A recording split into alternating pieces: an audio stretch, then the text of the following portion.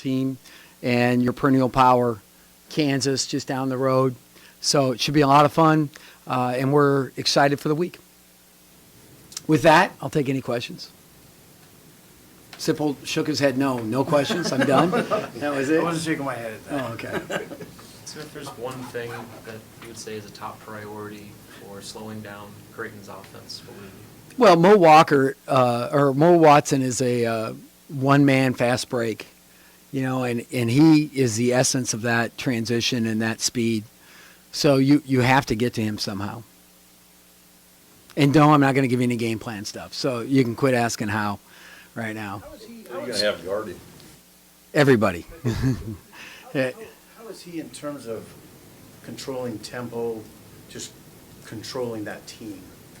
Well, he's such a facilitator too.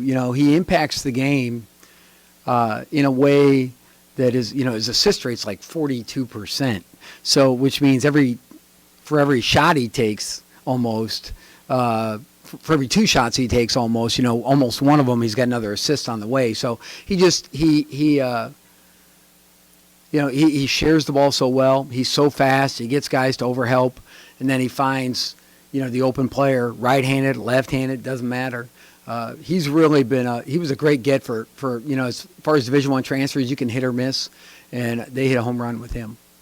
How do you approach this week just with these 2 quality opponents? Is it any different than any? No, it's not any different. You can't make it bigger than it is, smaller than it is. The guys, I thought the guys were a little jacked up in practice yesterday, good, bad, or otherwise. We got some hyper guys that I need to take down, and we got some guys trying to be too cool that I need to kick in the butt. But I think we'll be ready for Wednesday night and again Saturday. But it's the guys know, the players know. They'll say, oh, I don't know, and Creighton kids will say, oh, I guess I didn't even realize we were top 10. But I think they get Creighton updates on their phones, so they probably have a pretty good idea. Those notifications manage to get to most of us, and our guys know what Creighton and Kansas both pose in terms of their ability and their talent. They're both they're awesome teams this year. After the game, Ty Webster admitted he was looking ahead to Creighton. Obviously, you talk about guys being a little jacked up in practice. How do you go about controlling emotions in a game like this? I think you're just honest with them about, we have to do our job. We're not going to be somebody we're not. And it's just not going to, there's not a magic wand. There's no pixie dust that we can sprinkle around and all of a sudden become something different. So let's just play to our strengths.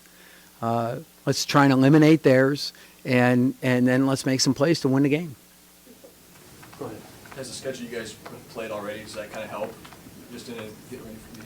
Yeah, the only game I thought that we were like a little overwhelmed, I felt like, was UCLA early. Just their sheer size. They start 6'11 and a half and 7 foot plus, but UCLA, I know their length of possessions is quicker than Creighton's, but it just seems like to me they just get an open shot and everybody makes it.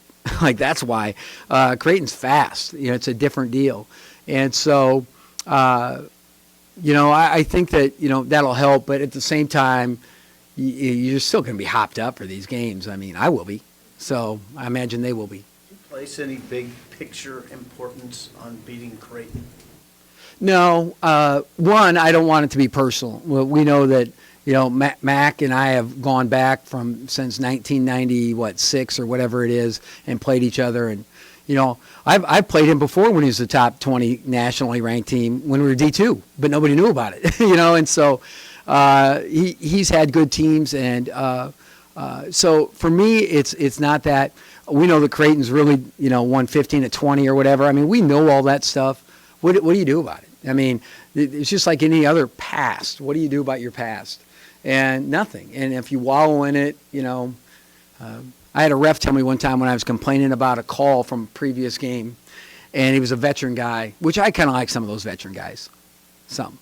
And he said, Coach, don't major in history. And I thought that was, I got it. You don't let it go and coach for the moment. And that's what we're trying to do with this. Hey, Tim, how big of an issue is Patton? And is his emergence surprising to you? Well, I tell you, he appears to have all the qualities the NBA would love. And, I mean, you look at his ability to run the floor. I mean, he's fast, and it helps he doesn't miss a shot. But he gets high-quality shots, and he's really, I think, got a bright future. His development has been terrific. You know, you look at a kid when he was a junior in high school, probably didn't average 10 points a game or whatever it was. I'm not sure the exact stats, and he's done a great job, and those guys have done a great job developing him even further. How do you sneak under everybody's radar except Creighton's? Well, Mac, I think, locked him in his office at elite camp and wouldn't let him out.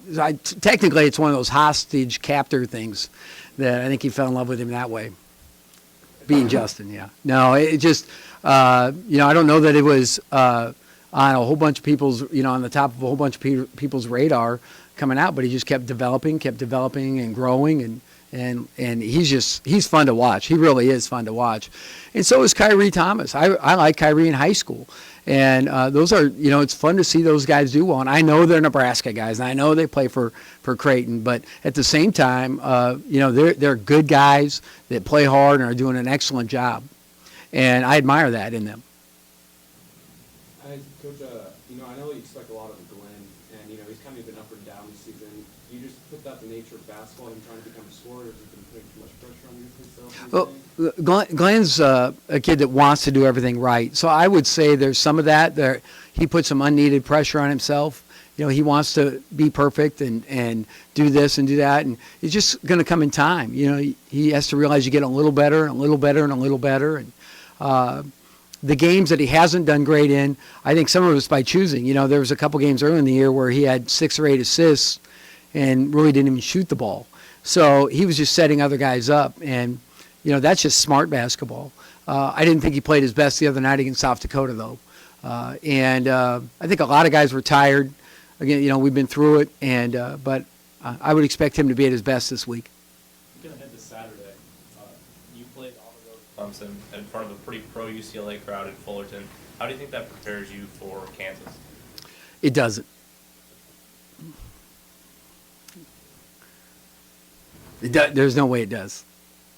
So that'll be good for us. What would prepare you for Kansas? Probably Mayville at Valley. That's a tough one. That's underrated. You talked about Glenn a little bit.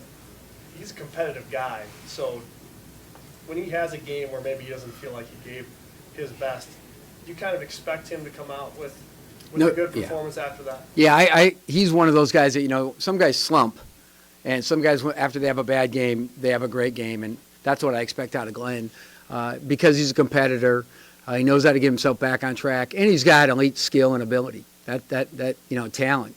He's a very talented person, and he works hard at his craft. He's a guy that all these kids work hard. It's just so amazing, as you get into major college athletics and to watch these guys that have great talent, and not very many of them take it for granted anymore. It's really fun to watch a guy like Glenn develop, but he's earned it too.